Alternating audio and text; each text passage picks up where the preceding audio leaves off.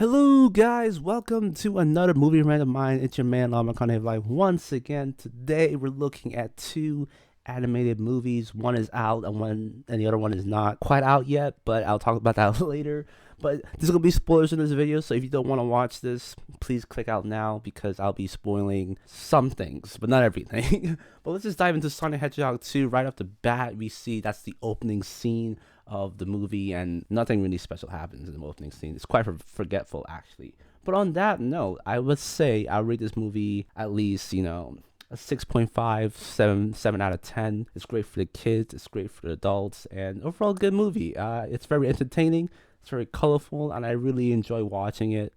Definitely a lot better than the first one for sure. And Jim Carrey out here again being Dr. Eggman, a great performance. He definitely bounces off well with Sonic the Hedgehog, and I really love that sort of dynamic.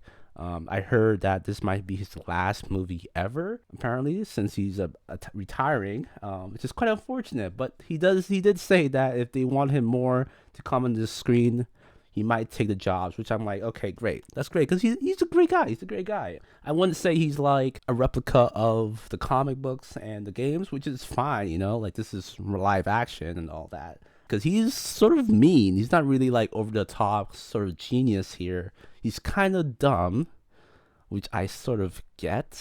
But he's still a mad genius, so even though he's throwing the same sort of like gadgets and shenanigans at Sonic, just like in the first movie. But anyways, so Sonic and Knuckles come on the big screen. It's a great movie. One reason I really wanted to watch this movie because out of curiosity where the lore is gonna go, because I have read some of the comic books, I have played some of the games, and in these sort of comic books and video games, there's a lot of like absurd creatures and adventures that tend to occur. So I am curious how long they're gonna stick to the reality base of this planet Earth here, and how big and ambiguous they're gonna get. You did get a glimpse of the lore here with his map and the Chaos Emerald and the owl species, and there's a lot more species out there, and especially with Knuckles' backstory as well as Tails' backstory. There's so much to really dive into, and the whole family lineage and stuff like that, and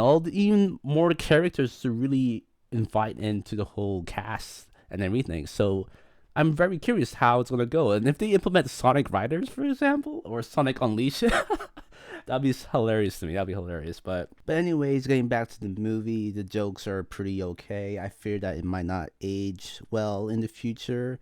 And also some of the story plots with Sonic's, I guess, parents in this universe are sort of half-handled. There's a lot, they don't really complete their storylines or their plot stories at all, especially towards the end. So it's a bit weird. And they didn't even hint if Dr. Eggman is coming back. We all know he's coming back, but towards the end, we never really got to see anything. But yeah, he just kind of sent them off, and boom, that was it.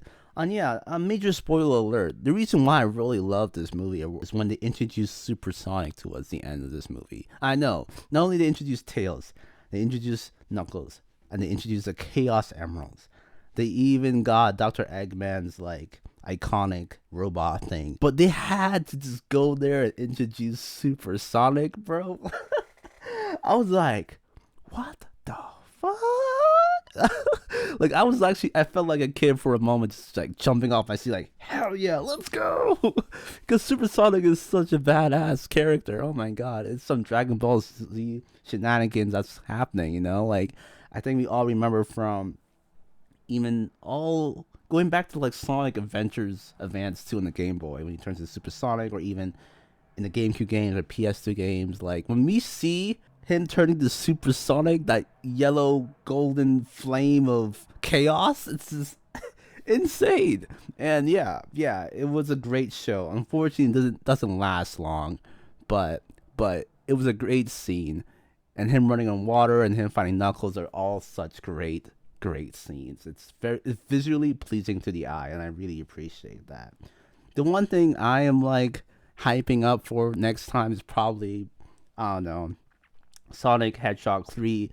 Maybe Shadow the Hedgehog comes into the picture, and we get like that sort of like Shadow the Hedgehog guns blazing scene from the PS2 games. Imagine that coming up into like New York City, hunting down Sonic, kind of thing. Like, oh man, that'd be hilarious. I will laugh so hard for that, man. Even though story wise it wouldn't be unique, because it kind of reminds me of that Transformer scene where I don't even know their names, but you guys remember that Transformer character who's a hunter who's like hunting down Optimus Prime and Bumblebee? Like, I feel like that's what's gonna happen. Shadow the Hedgehog is that sort of hunter being controlled by, I don't know, Dr. Eggman perhaps? Because he doesn't even have to be in that movie, I guess, like Jim Carrey, but Shadow the Hedgehog's in it, right? And if you saw that on big screen, man, everyone is going wild. And apparently everyone's like already shaking over Knuckles how good he's looking. Imagine if Shadow the Hedgehog came into the picture, man. Imagine he just came to the picture and just woo every single kid, man, woman, everyone. Oh man, we'll use such jokes, but I'm getting off topic. Anyways, it's a good movie. It's a good movie. Moving on to the second animated movie, Jujutsu Kaisen 0. This was a good movie technically wise. Like, if you want to call it a movie, I still felt personally, this is just a personal opinion, I didn't think this should have belonged in the theaters. That's just my personal opinion. Like, it still felt like an anime show of how they were constructing everything. Like, you know, watching Demon Slayer, the train movie, it felt like a movie almost, but it kind of came back and sort of cut down into each episode. Like, I still feel that sort of episode-y vibe from this movie. Like, I was really hoping for more. I don't know, like, it didn't feel like a movie to me, if that makes any sense. Like, you can really tell that they really cut down on the budget of them talking. Like, they're so rigid and stagnant when they talk. And like, okay, is this not a movie or not? Like, it's so rigid, like a PowerPoint. And then of course they up the budget into the action scenes. Like I mean, like any other anime for sure, but it still didn't feel like a movie compared to, like, let's say Naruto. Like, and when the Naruto movies came out, you felt like that was a movie, you know? Anyways, let's get back to the movie itself. It's a good movie. The trailer really hypes you up and really gets you really invested. But unfortunately, after watching the movie, you're like, what was the point of that?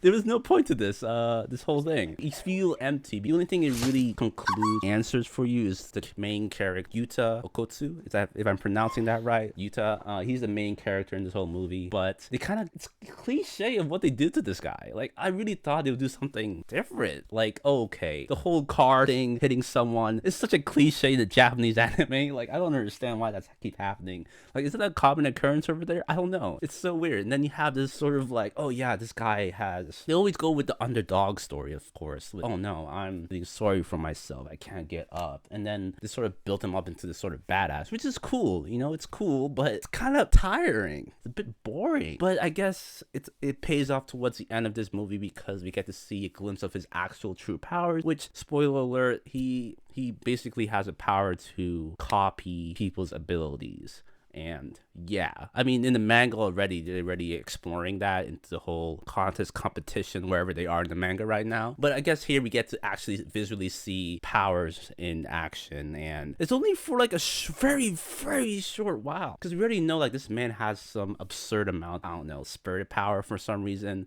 and he also have a major, massive spirit like Sakuna next to him. But his technical ability is able to copy other people's power and maybe amplify it. But yeah, you only get to see him doing that by copying the voice power and Satoru's or Gojo's purple twirl thingy. Like, I don't know. Jujutsu Kaisen's okay. It's an okay anime, right? Like, it's mid. For me, I know other people's like gonna be like hating on me on this, but like, Jujutsu Kaisen, technically wise, is just a mid anime. There's so much action, yet there's no investment into the characters. You know what I mean? Like, it's cool. It's cool. That's all it is. It's just cool. Anyways, guys, that's all I have to say. Please leave a like and subscribe. See you guys next time.